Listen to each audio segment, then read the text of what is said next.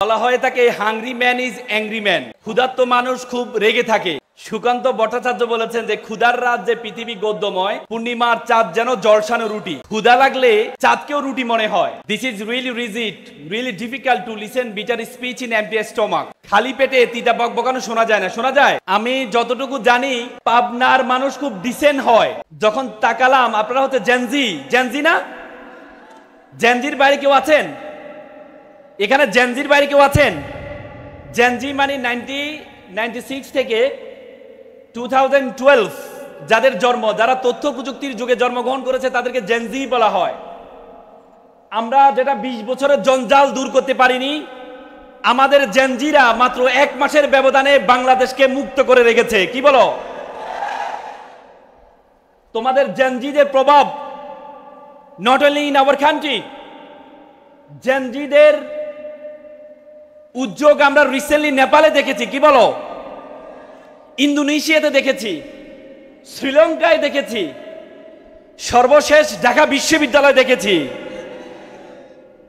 যে ঢাকা বিশ্ববিদ্যালয় সবসময় বলা হতো, ঢাকা বিশ্ববিদ্যালয়কে বলা হতো 2 বছর আগে তোমরা যে দেখেছো সোশ্যাল মিডিয়ায়,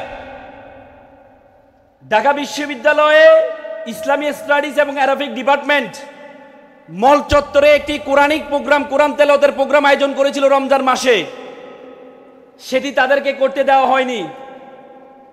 রমজানে ইফতার পার্টির বিষয়ে নিষেধাজ্ঞা দেওয়া হয়েছিল। সে ঢাকা বিশ্ববিদ্যালয়কে অনুসরণ করে প্রত্যেকটা বিশ্ববিদ্যালয় রমজানে ইফতার পার্টিকে নিষেধাজ্ঞা জারি করেছিল। সেই ঢাকা বিশ্ববিদ্যালয়ে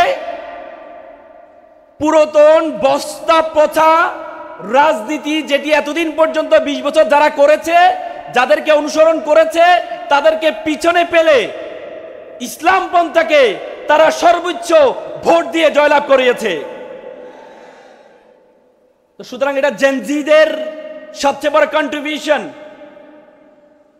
তোমরা জানো ঢাকা বিশ্ববিদ্যালয় সৃষ্টি হয়েছে, ঢাকা বিশ্ববিদ্যালয় যখন সৃষ্টি হচ্ছিল তখন যেহেতু 2 বাংলা আমরা একসাথে ছিলাম, এই বাংলার মুসলিম অধ্যুষিত ছিল, পশ্চিম বাংলা মুসলিম অধ্যুষিত ছিল না। তখনকার হিন্দু যারা বড় বড় নেতৃবৃন্দ ছিল তারা বলেছে যেহেতু কলকাতা একটা বিশ্ববিদ্যালয় আছে, তো সুতরাং ঢাকায় একটা বিশ্ববিদ্যালয়ের কোনো প্রয়োজন নেই। স্বয়ং রবীন্দ্রনাথ ঠাকুর এটা বিরোধিতা করেছিল। তখন শুধুমাত্র মুসলমানদের কল্যাণের জন্য ঢাকা বিশ্ববিদ্যালয় তৈরি করা হয়েছিল। যে জাহাঙ্গীরনগর বিশ্ববিদ্যালয়, সেটি ছিল মুসলিম জাহাঙ্গীরনগর বিশ্ববিদ্যালয়, সেটিও তৈরি হয়েছিল মুসলমানদের কল্যাণের জন্য। কিন্তু আমরা এত বছরে দেখেছি সেখানে ইসলামের কথা বলা যেত না। আমরা বিশ্ববিদ্যালয়ের ছাত্র ছিলাম, আমরা ইসলামের কথা বলতে পারতাম না, আমরা সরাসরি নামাজ পড়তে পারতাম না। নতুন বাংলাদেশে জেনজিরা দেখিয়ে দিয়েছে বাংলাদেশকে যদি সুন্দর রাখতে হয় তাহলে ধর্মীয় মূল্যবোধে যারা বিশ্বাসী তারা ছাড়া বাংলাদেশকে সুন্দর রাখা সম্ভব না। তারা তাদের ব্যালটের মাধ্যমে সেটি দেখিয়েছে। আমরা তোমাদেরকে কংগ্রেচুলেট জানাচ্ছি। তোমরা যারা পাবনার সন্তান, আমি বিশ্বাস করি পাবনা, যদিও বলা হয় পাবনাকে বলা হয়, পাবনা শব্দটা পাবন নামক একজন দস্যু ছিল, তার নামে নামকরণ করা হয়েছে। এবং বাংলাদেশের বিভিন্ন জেলা বলা হয় পাবনা নাকি পাগলের জেলা। তা আমি একটু চিন্তা করলাম যে পাবনা কেন দস্যু? পাবনা হচ্ছে দস্যু হচ্ছে তাদের জন্য যারা স্বৈর শাসক, তাদের জন্য পাবনা একটা দস্যু। দেশের জন্য, কল্যাণের জন্য তারা পাগল পাড়া, এই জন্য তাদেরকে পাগল বলা হয়। ব্রিটিশ বিরোধী আন্দোলনে প্রথম কৃষক বিদ্রোহ পাবনাতে হয়েছিল। প্রথম কৃষক বিদ্রোহ 52 ভাষা আন্দোলনে যখন উর্দুকে রাষ্ট্রভাষা বাংলা করা হয়, প্রথম হরতাল ডেকেছিল পাবনা জেলায়। 1971 সালে 23শে মার্চ পাবনায় প্রথম স্বাধীন বাংলাদেশের পতাকা উত্তোলন করা হয়। জুলাইয়ের যে দ্বিতীয় স্বাধীনতা আমরা বলি, সেই স্বাধীনতায় আমরা দেখেছি 7 জন পাবনার কৃতি সন্তান জীবন দিয়েছে নতুন বাংলাদেশের জন্য। তার মধ্যে সাতিয়া এবং ভেড়া উপজেলা 3 জন আছে। এজন্য আমি ছোটবেলায় একটা কবিতা পড়েছিলাম যে নামের বড়াই করো না তো নাম দিয়ে কি হয়, নামের মাঝে পাবে না তো সকলের পরিচয়। আজকে পাবনা এসে আমার বলতে ইচ্ছে করছে যে নামের বড়াই করো তোমরা, নাম দিয়ে সব হয়, নামের মাঝে পাবা পাবনার পরিচয়। আমি প্রথমে অভিবাদন জানাই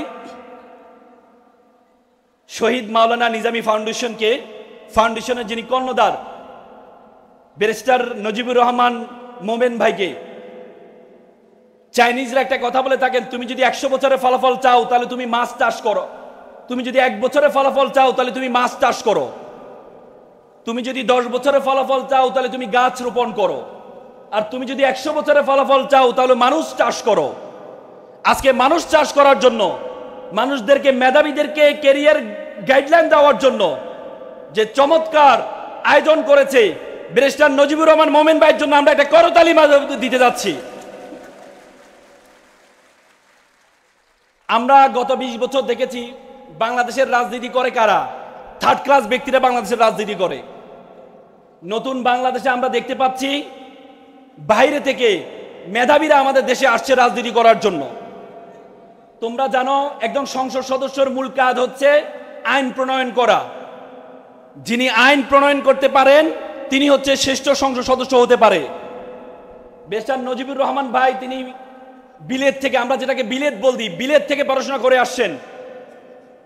তোমরা জানো Bangla, if you look to the history of the world politics, পৃথিবীর ইতিহাস দিয়ে যদি তুমি তাকাও, মহাত্মা গান্ধী ভারতীয় উপমহাদেশে তিনি একজন আইনজীবী ছিলেন, নেলসন ম্যান্ডেলা তিনি একজন আইনজীবী ছিলেন, বারাক ওবামা তিনি একজন আইনজীবী ছিলেন। সুতরাং আইনজীবী যদি পলিটিশিয়ান হয়, আইনজীবী যদি একটি এলাকার এমপি হয়, তাহলে সে এলাকাটা সবচেয়ে চমৎকার হয়। তা আমি মনে করি ব্যারিস্টার নজিবুর রহমান মোমেন ভাই এই এলাকায় বিলেত ছেড়ে, বিলেতের আনন্দ ছেড়ে এই এলাকায় আসছেন। উনার বাবা দুইবারের এমপি ছিলেন, উনার বাবা একজন মন্ত্রী ছিলেন, কৃষিমন্ত্রী ছিলেন, শিল্পমন্ত্রী ছিলেন। সুতরাং পাবনা জেলার জন্য, সাতিয়া এবং বেড়া উপজেলার জন্য একজন যোগ্য ব্যক্তি। কি মনে করো তোমরা? তোমরা এখানে যারা আছো, আমি তোমাদেরকে কংগ্রেচুলেট জানাচ্ছি যে আমরা দেখতে পাই আমাদের গ্রামগঞ্জের মধ্যে পড়াশোনার হারটা খুবই কম। কিন্তু আমি নাজিব ভাইয়ের সাথে যখন কথা বললাম, নাজিব ভাই বলল 3 থেকে 3,500 আয়োজন করেছে। কিন্তু উনি অবাক হয়ে গেছেন, প্রায় 6,000 শিক্ষার্থী এই প্রোগ্রামে জয়েন করেছে। তার মানে তোমাদের যেই শিক্ষার প্রতি তোমাদের যে অনুরাগ, এজন্য তোমাদেরকে রেসপেক্ট জানাই। But you must mind it, তোমরা যারা এখানে ক্লাস 10-এ পড়ো, ইন্টারে পড়ো, you must mind it, this is the beginning. You must mind it, this is the beginning, this is the very very beginning of your journey. তোমাদের জীবন মাত্র শুরু হয়েছে। You have to compete not only in Pabna city, you have to compete all over the country, you have to compete all over the world, you have to truly think you are global citizen. পৃথিবীটা একটা বিশ্বগ্রামে পরিণত হয়েছে। এই বিশ্বগ্রামের মধ্যে তুমি যদি মনে করো এই পাবনা জেলার মধ্যে তুমি কম্পিটিশন করবা, তাহলে তুমি ভুল করবা। You have to think beyond Bangladeshi border. তোমাকে বাংলাদেশের বর্ডারের বাইরে চিন্তা করতে হবে। সেই বর্ডারের বাইরে চিন্তা করার আগে তোমাকে তোমার সম্বন্ধে জানতে হবে।